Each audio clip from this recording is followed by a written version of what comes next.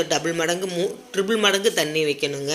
வச்சுட்டு குக்கரில் நல்லா தண்ணி 1.5 டம்ளர் தண்ணி மட்டும் ஊற்றி கொதிக்க வச்சுருக்கேன். இப்போ நான் உள்ளே வைக்கிறனால சிம்மில் வைக்கிறேன்.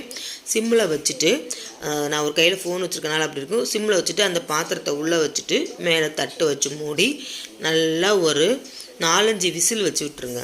4-5 விசில் நீங்கள் வச்சிட்டிங்கன்னா சூப்பரான உதிரியான சாதம் வரும். விசில் அடங்கிருச்சான்னு பாருங்கள், மெதுவாக எடுங்க, அவசரப்படாதீங்க.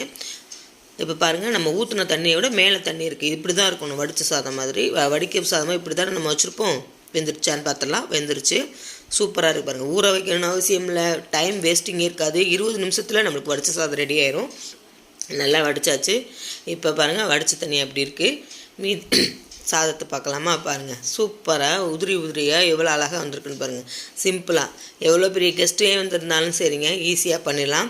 இந்த மாதிரி ரொம்ப சிம்பிளான விஷயத்தெல்லாம் போட்டிருக்கேன். ஃபோனில் ஆவி பறக்குது.